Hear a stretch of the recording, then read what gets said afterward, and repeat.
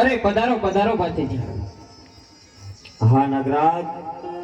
અરે ભાતીજી, આવવાનું કઈ કારણ ભાતીજી?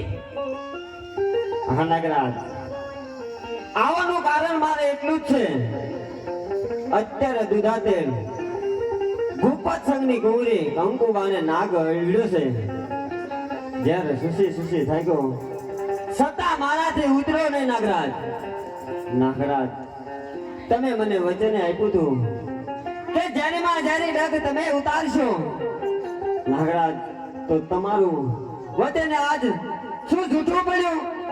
અરે સાંભળ ભાતીજી, કંકુડી તેને પિતાને છોડાવીને જતી હતી ત્યારે મારા ભાઈને બાણ માર્યું અને મારા ભાઈ ત્યાં મૃત્યુ પામ્યો. ભાઈ, એટલા માટે મેં તેને દસ કર્યો છે.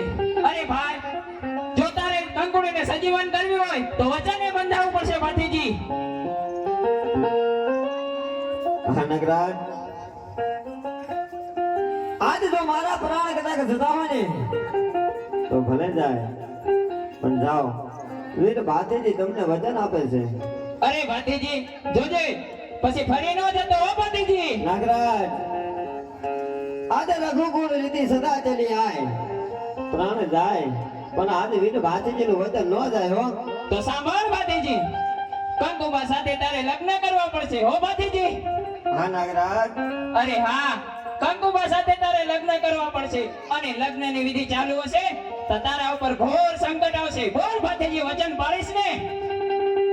નાગરાજ, આજે મારાથી તો આજે કંકુબા સજીવને થતા હોય ને તો ગમે એવું મોહતે આવે ને તો મને મંજૂર છે. અરે ભાતીજી, જા, મારું વચન છે, કંકુબા સજીવન થઈ જશે.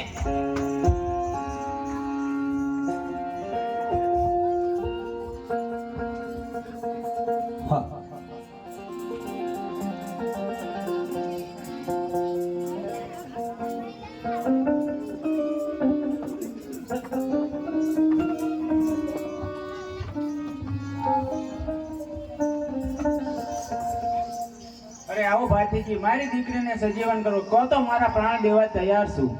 ના રાજન, ચિંતા કરશો નહીં. કંકુબાનો ડગ હું છું છી.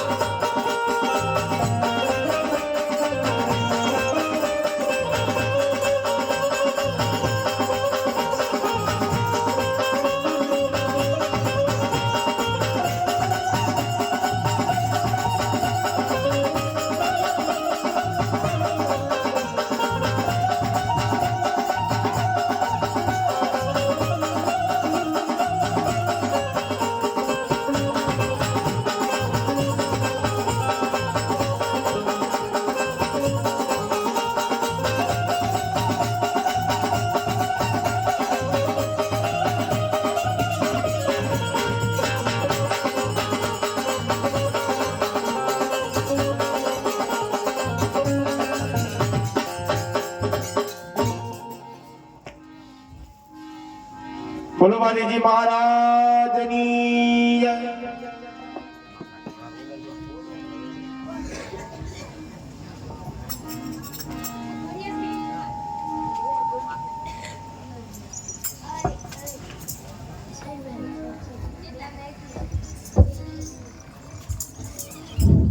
અરે પ્રધાનજી, રાજમાં બહુ આનંદનો દિવસ છે, માટે ફૂલના પથરાવો, દીવડા પકડાવો ને મીઠાઈની વેચણી કરો.